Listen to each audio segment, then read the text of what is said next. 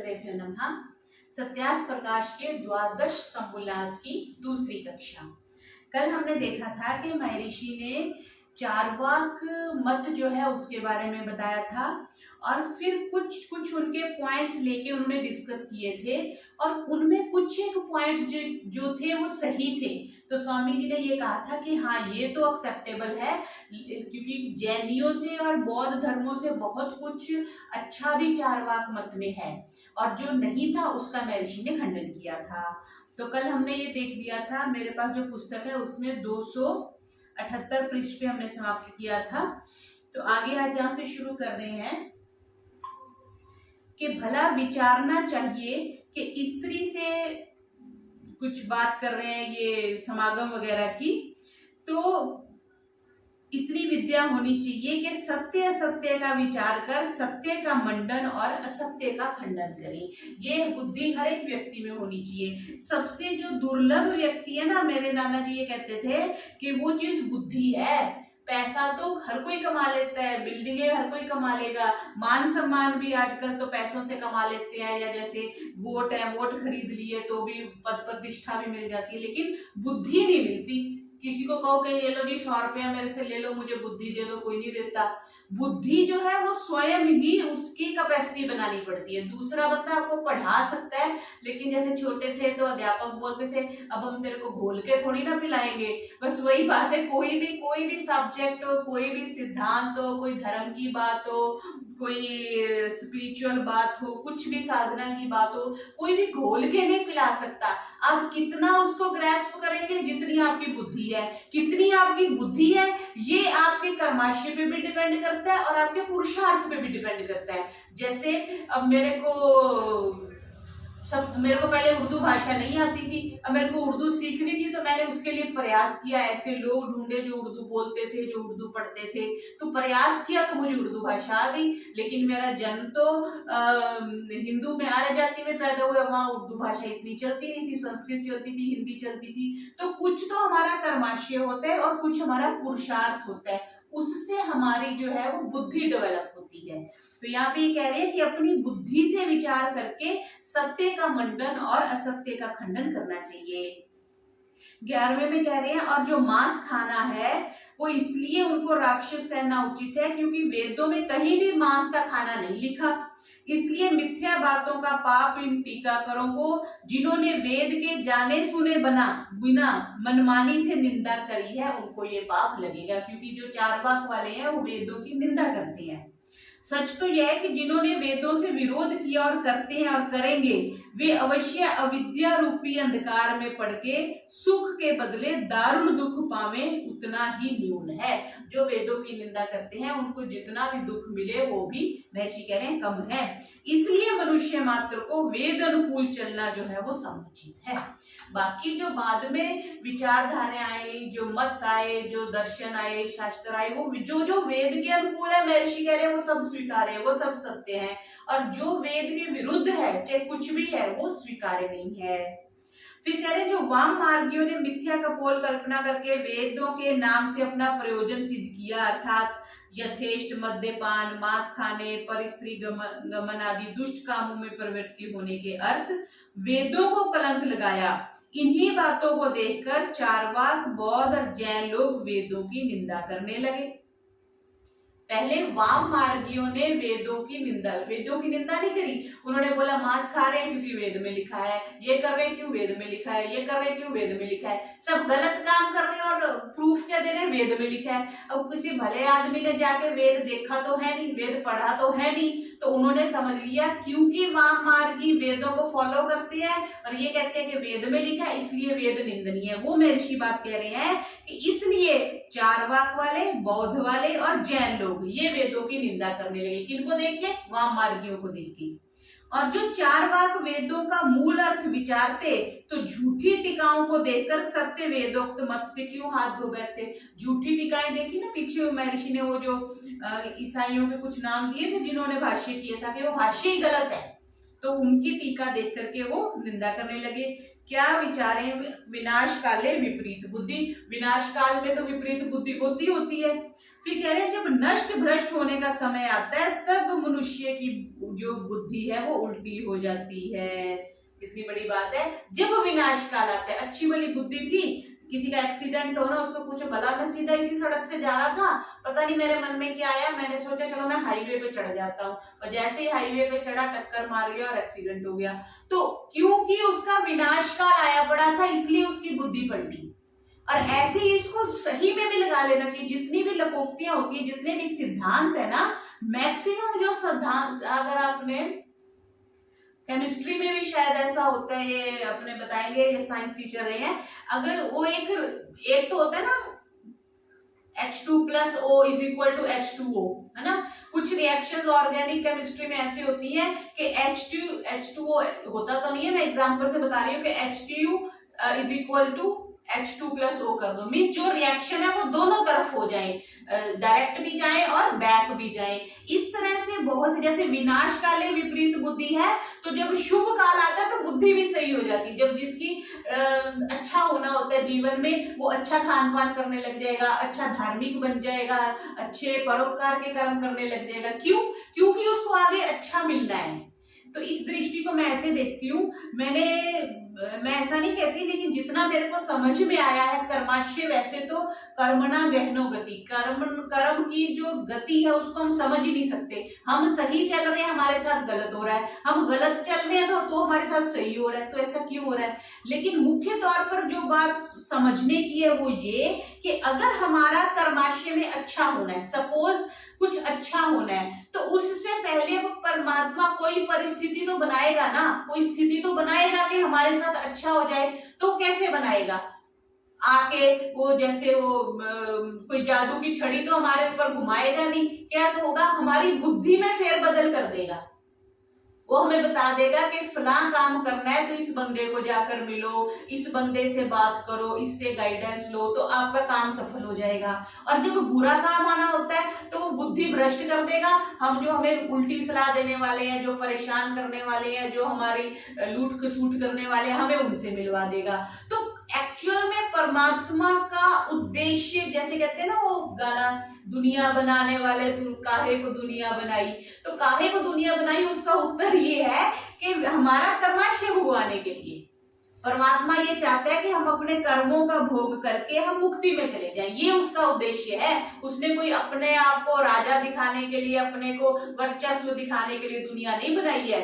तो कर्माशय जो भोगना होता है उससे पहले वैसी बुद्धि बन जाती है, बस ये बात है। तो विनाश काले विपरीत बुद्धि, कल विनाश होना तो आज बुद्धि विपरीत हो जाएगी। बाजार जाएगा, जहर खरीद के ले आएगा, कल सुबह सुबह घोल के पी जाएगा। और जिसका सही समय आना होता है, कितनी कठिन परिस्थिति है, उसको परमात्मा वहां से निकाल के बोलेगा कि यहाँ पे परिस्थितियां खराब है, तू निकल दूसरे शहर में जा, दूसरे गांव में जा, अपना काम कर। तो वही बात कह रहे हैं। अब जो चार वादिकों के में भेद है सो लिखते हैं। चारवाक आदि बहुत सी बातों में तो एक है, परंतु चारवाक देह की उत्पत्ति के साथ जीव उत्पत्ति को आत्मा की उत्पत्ति मानते हैं, और उसके नाश के साथ ही जीव का नाश भी मानते हैं।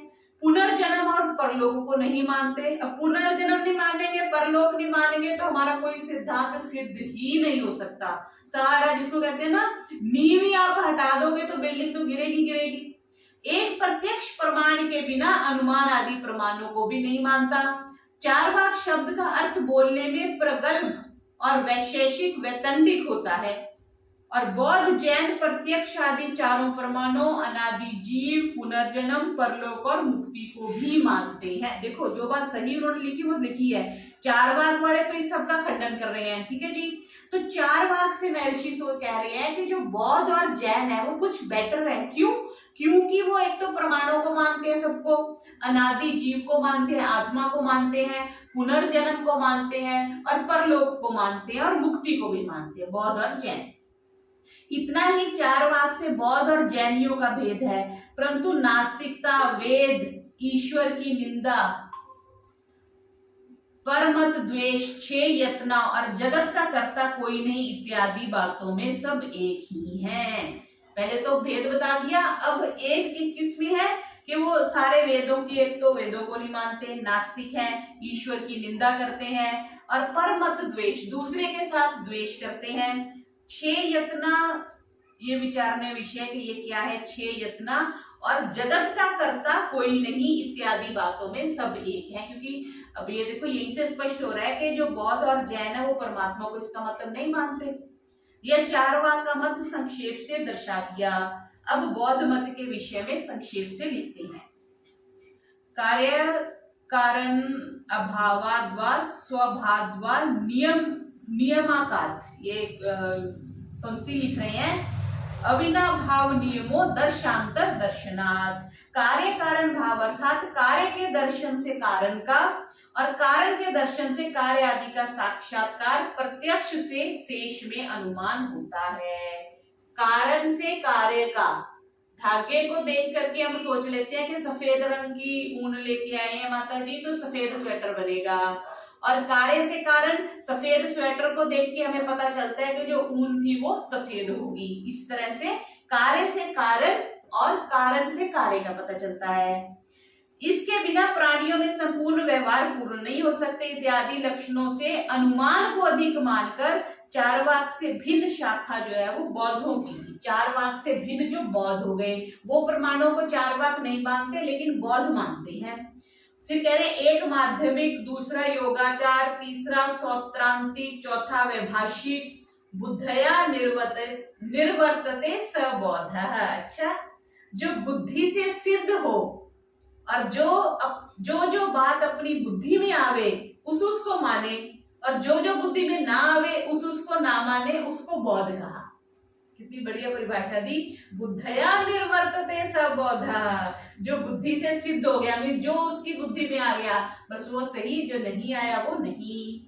इनसे पहला माध्यमिक सर्वशून्य मानता है। जो माध्यमिक, इनमें कोई क्लासिफिकेशन होगी, वो कह रहा है कि जितने पदार्थ हैं वे सब शून्य अर्थात आदि में नहीं होते, पहले नहीं होते, स्टार्टिंग में, अंत में नहीं रहते। मध्य में जो प्रतीत होता है वह भी प्रतीत समय के पश्चात शून्य हो जाता है। जैसे अभी हम कक्षा कर रहे हैं, हम बातचीत कर रहे हैं, देख रहे हैं, और जैसे ही कक्षा खत्म होगी ना लैपटॉप रहेगा, ना टैबलेट रहेगी, ना फोन रहेगा, ना कैमरा रहेगा, ना पुस्तक रहेगी, ना पेंसिल रहेगी। तो कह रहे हैं स्टार्टिंग में भी कुछ नहीं है, कक्षा से पहले भी ये सारा कोई मटेरियल नहीं था, कक्षा हो गई, कक्षा के बाद भी नहीं रहेगा। वही बात कह रहे ना, मध्य में सिर्फ प्रतीत हो रहा है, हो नहीं रहा है, सिर्फ प्रतीत हो रहा है।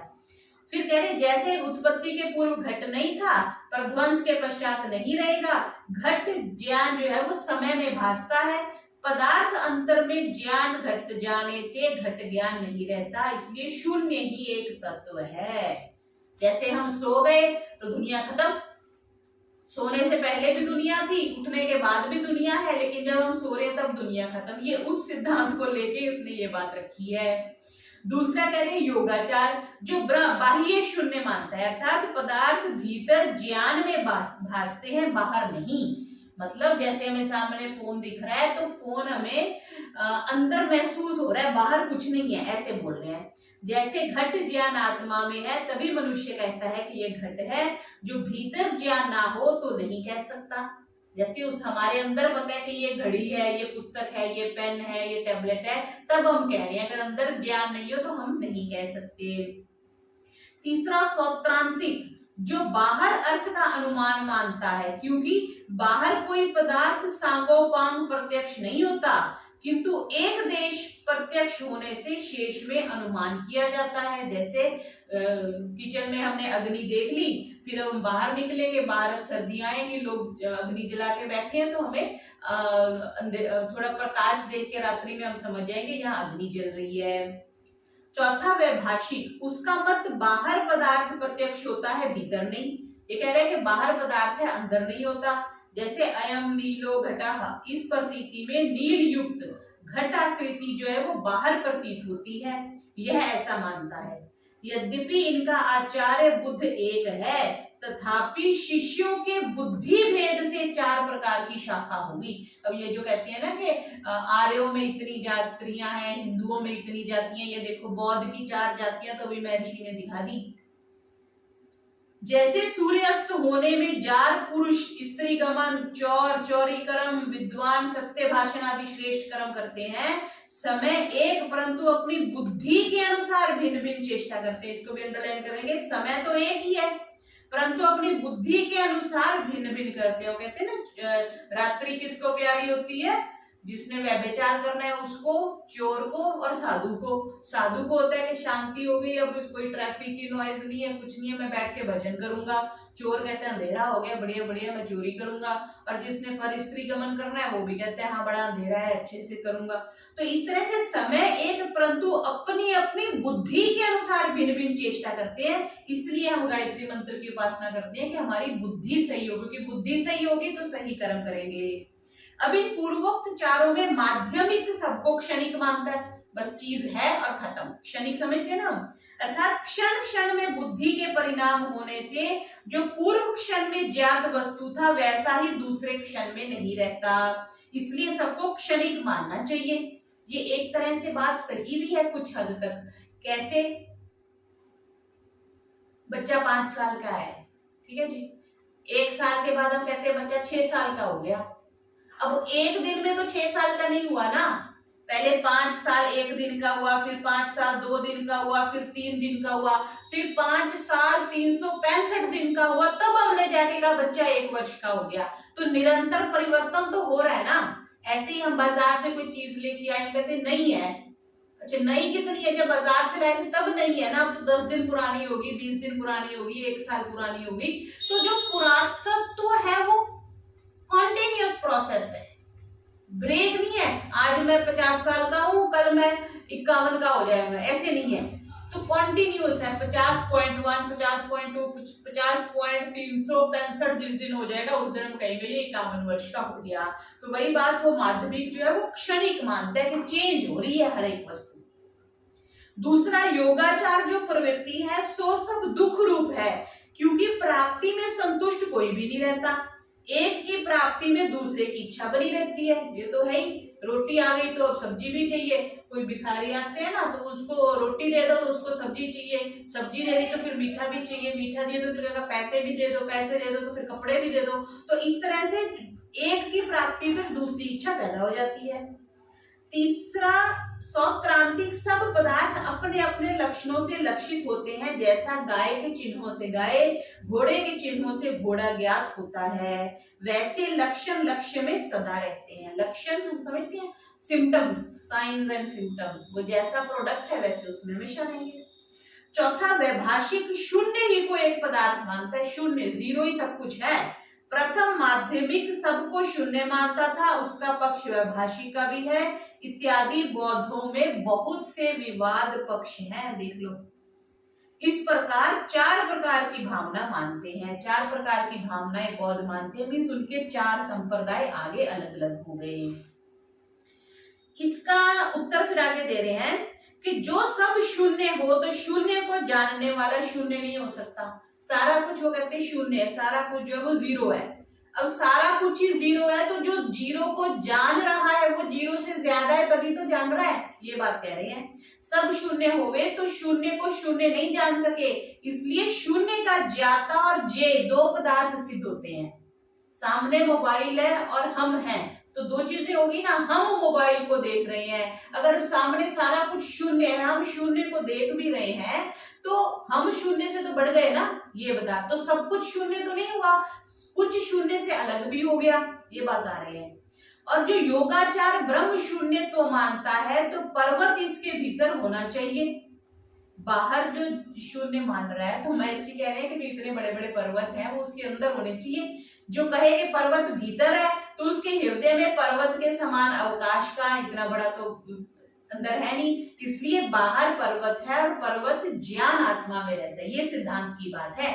वस्तु वास्तविक जो है वो बाहर होती है, उसका ज्ञान अंदर होता है। लड्डू बाहर पड़ा है, ज्ञान लड्डू का अंदर है कि ये मीठा है। बाहर आम पड़ा है, ज्ञान अंदर है कि ये रस से भरा हुआ है। ज्ञान हमेशा अंदर होता है और आत्मा की जो तृप्ति है, आत्मा की जो भूख है वो ज्ञान तक सीमित है। लड्डू आत्मा के अंदर थोड़ी जाता है, आम आत्मा के अंदर थोड़ी जाता है। आम तो मुंह के अंदर गया, ईसोफेगस से होकर स्टमक में गया, टेस्ट मुंह में आ गया।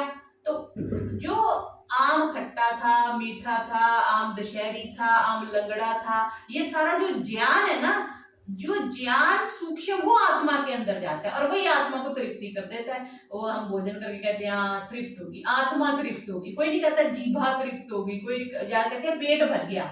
है ना, लेकिन तृप्ति जो शब्द है वो आत्मा में होता है। तो ज्ञान जो है वो हमेशा आत्मा में जाता है। जो गुण आत्मा, पीछे हमने किया था ना, ज्ञानानि आत्मनि आत्मनि लिंगम, आत्मा के लिंग में ज्ञान एक है। फिर कह रहे स्वक्रांति किसी पदार्थ को प्रत्यक्ष ही नहीं मानता, तो वह आप स्वयं और उसका वचन भी अनुमेय होना चाहिए, प्रत्यक्ष नहीं होना चाहिए। किसी चीज को मानता ही नहीं, कुछ सामने को, तो सब अनुमान है। जो प्रत्यक्ष ना हो तो अयम घटः, ये प्रयोग भी ना होना चाहिए, किंतु अयम घट एक देशः, यह घट का एक देश है। एक देश का नाम घट नहीं, किंतु समुदाय का नाम घट है। यह घट है, यह प्रत्यक्ष है, अनुमेय नहीं, क्योंकि सब अवयवों में अवयवी एक है। वो ये कहता है, ये जो सौत्रांतिक है, कि प्रत्यक्ष कुछ नहीं होता, सारा अनुमान है। हम गैस करते हैं कि ये ऐसा होगा, वहां आग जल रही होगी, वहां पेड़ होंगे, वहां व्यक्ति होंगे, वहां भीड़ होगी। उसको कह रहे हैं कि कुछ ना कुछ तो सामने है, प्रत्यक्ष है, घट दिख रहा है, या ये घड़े का निचला हिस्सा है, घड़े का ऊपरला हिस्सा है, जो अगर हम बोलते हैं तो वो कुछ तो प्रत्यक्ष है, ऐसा बता रहे हैं। उसके प्रत्यक्ष होने से सब घट के अवयव भी प्रत्यक्ष होते हैं, अर्थात सा अवयव जो घट है वो प्रत्यक्ष होता है। ऐसे तो नहीं कि घड़ा ऊपर ऊपर से उसका जो मुंह है वो दिख रहा है, नीचे का नहीं दिख रहा है, या नीचे बेस दिख रहा है, ऊपर का नहीं दिख रहा है, ऐसे नहीं होता। चौथा, वैभाषिक बाह्य पदार्थों को प्रत्यक्ष मानता है, वह भी ठीक नहीं, क्योंकि जहां ज्ञाता और ज्ञान होता है वही प्रत्यक्ष होता है। ज्ञाता जानने वाला, ज्ञान बुद्धि, और सामने प्रोडक्ट होना चाहिए। तीनों चीजें होती है तभी ज्ञान होता है, अर्थात आत्मा में सबका प्रत्यक्ष होता है, आत्मा से बाहर कुछ प्रत्यक्ष नहीं होता। यद्यपि प्रत्यक्ष का विषय बाहर होता है, तदाकार ज्ञान जो है वो आत्मा को होता है, जैसे अभी बात रखी थी। वैसे जो क्षणिक पदार्थ और उसका क्षणिक ज्ञान हो तो प्रत्यभिज्ञा, अर्थात मैंने वह बात की थी, ऐसा स्मरण ना होना चाहिए, परंतु पूर्व दृष्ट और पूर्व श्रुत का स्मरण होता है, इसलिए क्षणिकवाद ठीक नहीं। इसको कैसे महर्षि सिद्ध कर रहे हैं? क्षणिकवाद ऐसा कहते हैं कि बस अभी चीज है और फिर खत्म हो गई, अभी मैं हूं, अगले क्षण में खत्म हो गई। खत्म हो गई तो हमें याद रहता है ना कि मैं कल भी मैंने शाम को 7 बजे कक्षा लगाई थी, आज भी मैं लगा रहा हूं, तो अंदर कोई ना कोई चीज तो कॉन्टिन्यूस है ना, तभी तो वो अनुभव कर रही है कि हाँ आज भी कक्षा लगा रहा हूँ, कल भी लगाऊंगा, अभी सत्यार्थ प्रकाश पढ़ रहा हूँ, कल को रामायण पढ़ूंगा, परसों महाभारत पढ़ूंगा, तो ये कुछ ना कुछ तो अंदर कांस्टेंट है। वही महर्षि कह रहे हैं कि जो प्रत्यक्ष हो रहा है, प्रत्यभिज्ञा वही होती है। एक व्यक्ति को हम आज मिले और फिर हम 10 साल बाद मिलते हैं तो हमें आ जाता है, हाँ ये वही व्यक्ति है, मुझे उस रेलवे स्टेशन मिला था, मैं उन्हें सिर्फ साथ बैठ के चाय पी थी। तो अंदर कोई चीज कांस्टेंट है जो मेमोरी को बना के रखी हुई है। वो कह रहे हैं पूर्व दृष्ट जो पहले देखा हुआ और पूर्व श्रुत जो पहले सुना हुआ, उसका स्मरण होता है ना, स्मृति रहती है, इसलिए क्षणिकवाद ठीक नहीं है। अगर एक क्षण में ही आप कह रहे हो सारी दुनिया बदल गई, तो हम अपने माँ बाप, भाई बहन, बच्चों को कैसे पहचान लेते हैं बाहर से आके, या मित्रों को कैसे पहचान लेते हैं 10 सालों के बाद? सब कुछ क्षणिकवाद नहीं है। जो सब दुख ही दुख हो, सुख कुछ भी ना हो, तो सुख की अपेक्षा के बिना दुख सिद्ध नहीं हो सकता। ये अंडरलाइन करो, ये बहुत से लोग बोलते हैं मेरा जीवन में तो दुख ही दुख है। उनके लिए देखो कितनी अच्छी बात लिखी है कि अगर आप कहते हो कि मेरे जीवन में तो दुख ही दुख है, उसको ये पूछो कि दुख कह रहा है तो इसमें दुख किसकी अपेक्षा से दुख है? अगर सुख ना हो तो तुम कह ही नहीं सकते कि दुखी हूं। रोटी मिल रही है, कपड़ा मिल रहा है, घर मिला हुआ है, हाँ थोड़ा शांति नहीं है, ये कह सकते हैं, लेकिन दुख ही दुख है, मींस ऑल इज दुख, इट इज नॉट पॉसिबल। क्यों? Opposite values are complementary to each other. सुख हो है तभी आप दुख को पहचान पा रहे हो, मीठा खाया तभी आप कह रहे हो कि नमकीन है या कड़वा है। अगर मीठा ना हो तो सारा कुछ अगर कड़वा ही हो तो हमें पता ही ना चले कि कुछ मीठा भी एग्जिस्ट करता है, खट्टा भी एग्जिस्ट करता है, लावण्य भी एग्जिस्ट करता है। तो कह रहे जो सब दुख ही हो, सुख कुछ भी ना हो, तो सुख की अपेक्षा के बिना दुख सिद्ध नहीं हो सकता। जैसे रात्रि की अपेक्षा से दिन, दिन की अपेक्षा से रात्रि होती है, इसलिए सब दुख मानना जो है वो ठीक नहीं। जो स्वलक्षण ही माने तो नेत्र रूप का लक्षण है और रूप लक्ष्य है, जैसे घट का रूप। जो नेत्र है वो पहचानते हैं, नेत्र रूप का लक्षण है। नेत्र ही तो रूप को पहचानता है, अग्नि तत्व है ना, अग्नि से फिर हर पदार्थ में अग्नि है, एनर्जी है, इसलिए हम उसको पहचानते हैं। रूप लक्ष्य है जैसे घट का। घट के रूप का लक्षण चक्षु से भिन्न होता है, गंध पृथ्वी का है, जल जो है वो रस जीभा का गुण है। ये गुण बता रहे हैं कि सब कुछ शून्य नहीं है, ये हमारा प्रत्यक्ष है, हम देखते हैं, हम चखते हैं, हम सुनते हैं, तो ये सब कुछ हमारा प्रत्यक्ष है। फिर कह रहे हैं सर्वस्य संसारस्य दुखात्मकत्वं सर्वतीर्थकरं समतमम्, जिनको बौद्ध तीर्थकर कहते हैं, सर्व तीर्थकर समतमम्, उन्हीं को जैन भी मानते हैं। अच्छा, जिनको बौद्ध तीर्थकर मानते हैं, जिनके तीर्थकर हुए हैं ना, जैसे हम अवतार कहते हैं वैसे ये तीर्थकर कहते हैं, उन्हीं को जैन भी मानते हैं, इसलिए ये दोनों एक हैं। पूर्वोक्त भावना चतुष्टय अर्थात भावनाओं में सकल वासनाओं की निवृत्ति से शून्य रूपी निर्वाण और मुक्ति मानते हैं। अपने शिष्यों को योग और आचार का उपदेश करते हैं।